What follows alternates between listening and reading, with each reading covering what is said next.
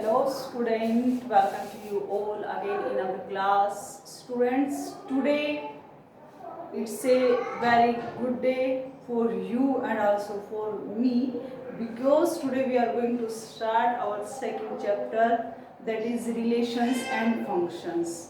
Okay students, today we are going to start this particular chapter. Students, it is very simple and very behavior wise, ठीक है।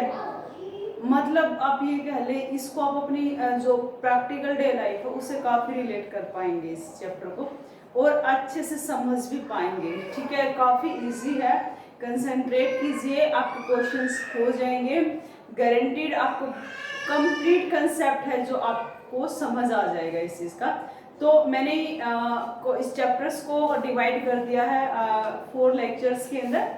हम उसमें turn by turn हम वहाँ पर discuss करेंगे। तो स्टूडेंट बेसिकली जो आज के लिए मेरे पास है topic, I know that your class chapter second है relations and function from NCERT, और हम बेसिकली राइट नाउ हम एनसीईआरटी को ही फोकस करेंगे।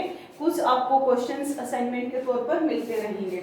तो स्टूडेंट्स, जो यहाँ पर आपके पास लर्निंग ऑब्जेक्टिव्स जो इस चैप्टर के रहेंगे वो रहेगा ऑर्डर्ड पेयर। सबसे पहले आप निकाल पाएंगे what you mean by the ordered pair. Cartesian product आप निकाल पाएंगे, रिलेशंस विद इट्स टाइप्स आप कर पाएंगे, and then domain range of relations, function and its types as well as etcetera. इस टाइप्स के आप यहाँ पर टॉपिक्स को डिस्कस करेंगे। जो आज के लेक्चर्स के मेरे ऑब्जेक्टिव्स होने वाले हैं वो आज के लिए मैं सिर्फ इन दो को ही डिस्कस करूंगी, ordered pair and the Cartesian product. Fine student, आज हम दो को ही डिस्कस करेंगे ताकि आप कम कर लें लेकिन अच्छा कर लें। देखिए हम डिस्कस करते हैं ऑर्डर्ड पेयर। टर्म थोड़ी सी आपको अजीब लगेगी जरूर, ठीक है ना, ordered pair, because it is new for you, आपके लिए बिल्कुल नई टर्म है ऑर्डर्ड पेयर।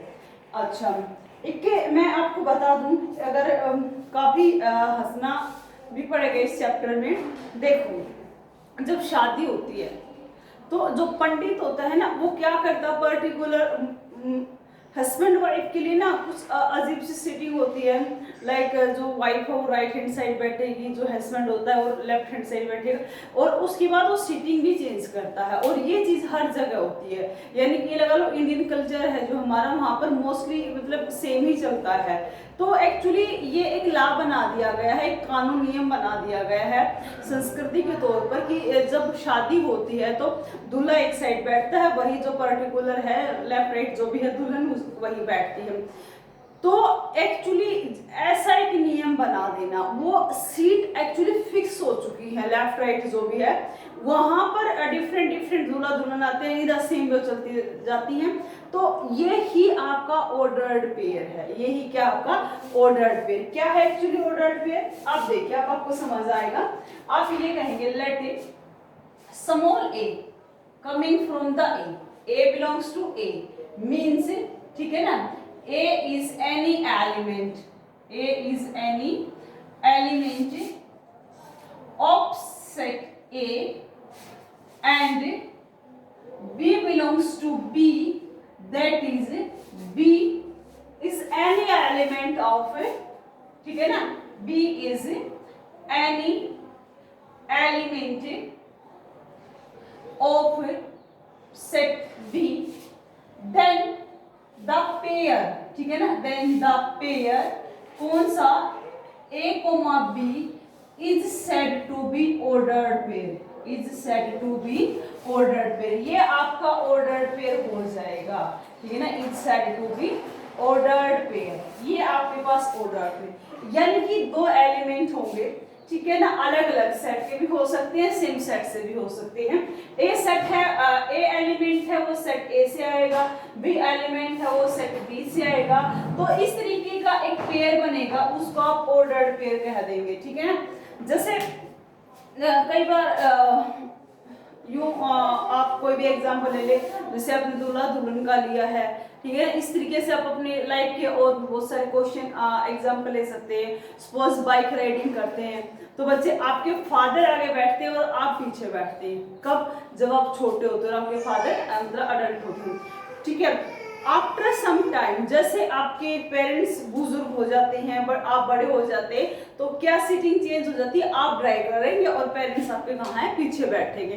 तो एक मतलब एक रस्म रिवाज सी बन गई है, जब बेटा जवान है तो फादर पीछे है, और ठीक है, तो और बेटा बच्चा है तो बेटा पीछे है। तो इसी तरीके से एक ऑर्डर, एक नियम बन गया है। तो यहाँ पर भी आपके दो एलिमेंट होंगे, एक साइड से आएगा, दूसरा एलिमेंट दूसरे साइड से आएगा। तो इस तरीके से यहाँ पर कुछ ना कुछ रूल जरूर रहेगा, कोई ना कोई ऑर्डर जरूर रहेगा राइटिंग का। जैसे मैंने बताया, मैरिज का बताया है, तो उस ऐसा अगर कोई पेयर बनेगा तो उसको आप ऑर्डर्ड पेयर कहेंगे।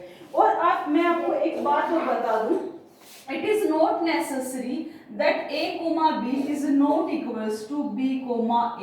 कभी भी दो ऑर्डर पेयर ऐसे बराबर नहीं होंगे, क्योंकि अगर मैं आपको बात बताऊं, suppose a is lady and b is your gents, a is lady and b is your gents, तो मैंने यहाँ पर जो b क्या है आपके पास से, ठीक है ना, b तो जेंट्स था और ये क्या थी, लेडी। अब इनको इक्वल होने का मतलब ये होगा, अगर आपके दो ऑर्डर पेयर कभी इक्वल भी होते हैं, ठीक है ना, इफ आप बता भी देंगे, if two order pair are equal, ठीक है ना, अगर आपके वो इक्वल हुए, देन कोरस्पॉन्डिंग एलिमेंट, कंडीशन रहेगी, then corresponding elements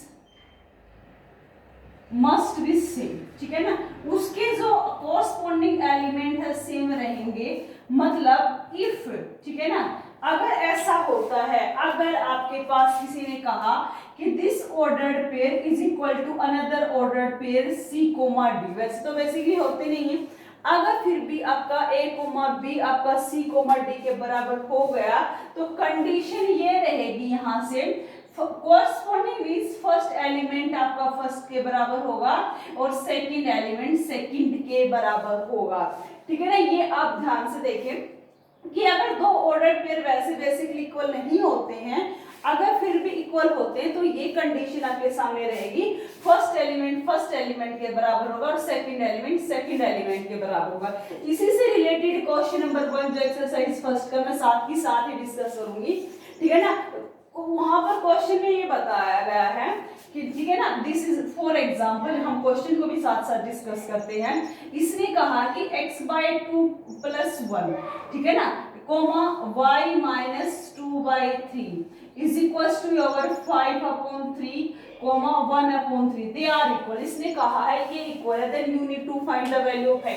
You know that if two ordered pair are equal, then first element is equal to first element and second element is equal to second element। तो यहाँ से क्या होगा, ठीक है, हम compare करेंगे, कंपेयरिंग कोरस्पॉन्डिंग एलिमेंट, क्योंकि हमें पता है ये चीज, हमने कोरस्पॉन्डिंग एलिमेंट्स को अगर कंपेयर किया तो आपको पता है x/2, this is you complete your first element, x/2 + 1, ये फर्स्ट एलिमेंट है, यहाँ का फर्स्ट एलिमेंट है 5/3, और इसके साथ साथ आपका जो y-2/3 है इज इक्वल्स टू 1/3 के इक्वल होगा, then x/2 is equals to 5/3 - 1 होगा, और यहाँ से y इज इक्वल्स टू 1/3 + 2/3 होगा।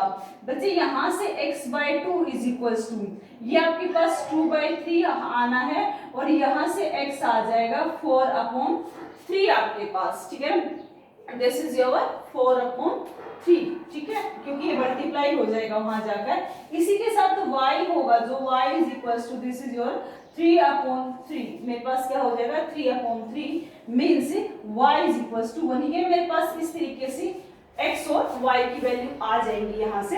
ये आपके पास this is the concept of order pair. बराबर नहीं होते हैं, अगर होते हैं तो एक कंडीशन होती है, कंडीशन ऐसे होती है, ठीक है स्टूडेंट्स।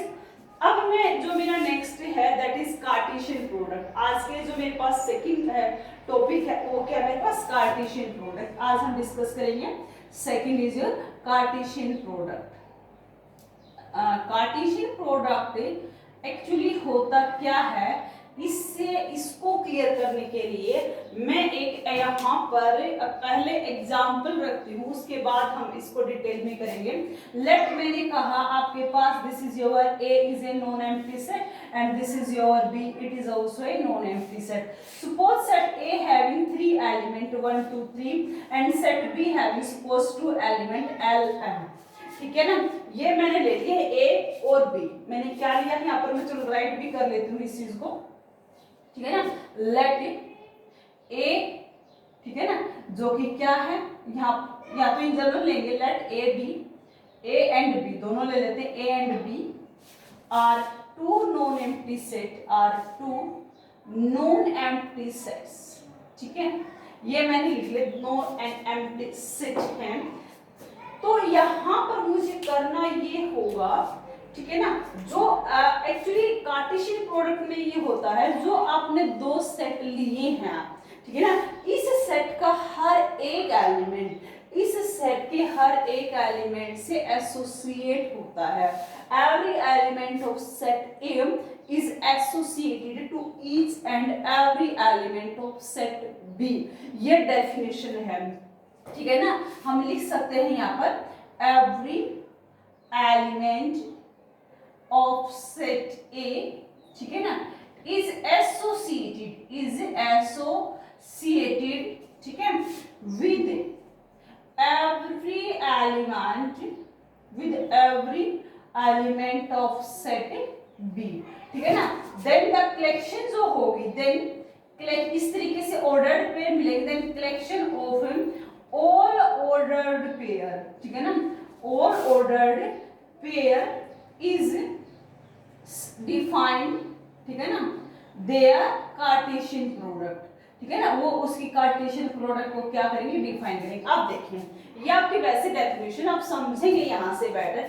यहाँ का हर एलिमेंट यहाँ के हर एलिमेंट से एसोसिएट होगा, कैसे, फर्स्ट वन है एसोसिएट हुआ आपका एल से और वन एसोसिएट हुआ यहाँ का एम से। जो ऑर्डर्ड पे यहाँ पर बनेगा, क्या बनेगा, 1 कोमा एल। मैंने कहा ना एसोसिएट यानी कि 1 कोमा एल और ये 1 कोमा एम, ये मेरे पास बन चुका है। इस तरीके से एसोसिएट होते हैं। यहाँ का एक फर्स्ट है जो 1 है एल से एसोसिएट हुआ है एंड 1 यहाँ से एसोसिएट हुआ है एम से भी। देन कहता है सेकंड एवरी एलिमेंट की बात, then this 2 is also associated with L and 2 is also associated with M. 2 आपका एल से भी होगा एम से भी होगा, जो 2 है वो एल से भी होगा और 2 है वो मेरे पास एम से भी होगा, ठीक है। अब बात आती है थर्ड की। थर्ड कौन है मेरे पास, थर्ड एलिमेंट इज 3 मेरा यहाँ भी होगा, 3 मेरा यहाँ भी होगा, दोनों एलिमेंट से होगा। मींस जो 3 है आपका एल से भी एसोसिएट हुआ है, जो 3 है आपका एम से भी एसोसिएट हुआ है। Then close. अब आपने ये बता दिया यहाँ का हर एक एलिमेंट यहाँ के हर एक एलिमेंट से एसोसिएट होता है। देन इस कलेक्शन को आप नाम देते हैं ए क्रॉस बी, ठीक है। अगर मैं स्टूडेंट आपको कहूं बेटा what is your B cross A, same matter आपके सामने रहेगा। अब आप ये करेंगे बी का हर एक एलिमेंट ए के एलिमेंट से एसोसिएट होगा, कैसे, L1 से होगा, L2 से होगा, L3 से होगा, ठीक है। क्या कहेंगे, L1 से होगा, L2 से होगा, L आपका 3 से होगा, फिर कहेंगे M1 से होगा, M2 से होगा, M3 से होगा, फिर कहेंगे M1 से होगा, M आपका 2 से होगा, M आपका 3 से होगा। इस तरीके से आपका B क्रॉस A आ जाएगा। अब स्टूडेंट आप यहीं पर एक चीज और चेक कर लें कि क्या आपका A क्रॉस B और B क्रॉस A बराबर है। क्वेश्चन आता है is A cross B is equals to B cross A। मैं कहती हूँ नो। वाई? एलिमेंट्स को देखो, यहाँ पर 1L है बट L1 है, एलिमेंट सेम है बट पोजीशंस दोनों की डिफरेंट है, तो ये बराबर नहीं होंगे। A cross B is not equal to your B cross A। अब एक चीज और मैं यहाँ से आपको बता दूं कि आपके पास नंबर ऑफ एलिमेंट्स कितने होंगे। बात आती है, क्वेश्चन भी बनता है, number of elements in A cross B, ठीक है ना, कितने होंगे आप ये कहेंगे number of element in set A multiplied by number of elements in set B. ठीक है, means number of elements means the cardinal number, आप बात करते हैं कार्डिनल नंबर की, means n of a cross b is equals to n of a into n of b। और ये चीज यहाँ पर प्रूव भी हो जाती है। एंड ए में मेरे पास 3 एलिमेंट थे, एंड बी में मेरे पास एंड बी 2 थे, तो प्रोडक्ट 6 आती है। चेक कर ले यहाँ पर एलिमेंट 1 2 3 4 5 एंड 6, ये चीज आपके सामने यहीं पर खत्म हो जाती है। तो स्टूडेंट यहाँ पर बेसिकली यहाँ पर 2 ही चीजें हैं, ऑर्डर्ड पेयर आज के लिए, कार्टेशियन प्रोडक्ट, ये आपको क्लियर हो जाना चाहिए। अब क्वेश्चंस की तरफ मूव करते हैं बच्चे। फर्स्ट क्वेश्चन मैं करवा चुकी हूँ, जैसे थर्ड क्वेश्चन था G H is given G cross H and H cross G, ये जो एग्जाम्पल डिस्कस किया है सेम रिलेट करता है। फिफ्थ क्वेश्चन है जो आपके पास a is equals to -1, find triple product a cross a। Means आपने जैसे यहाँ पर डबल कार्टेशियन यानी कि 2 सेट की कार्टेशियन निकाली थी, वहां पर क्या हो जाएगी, थर्ड सेट की हो जाएगी। ठीक है ना, नॉट सो मच हार्ड। चलो फिर भी हम देख लेते हैं इस क्वेश्चन को। ठीक है ना, यहाँ से मैं इरेज कर देती हूँ ये वाला पार्ट इसके लिए। ठीक है, आप देखिए। ठीक है ना, क्या है आपके पास, सेट ए है मेरे पास -1 से 1, आप निकालना चाहते हैं ए क्रॉस ए। ठीक है बच्चे, निकालें। ये आप इधर ए सेट बना लें, यहाँ पर फिर से ए सेट बना लें, -1 1। अब आपके पास काम वही सेम रहेगा, ये -1 इससे रिलेट करेगा, ये इससे रिलेट करेगा, तो आपके पास जो एलिमेंट -1, -1 बनेंगे और -1, +1 बनेंगे।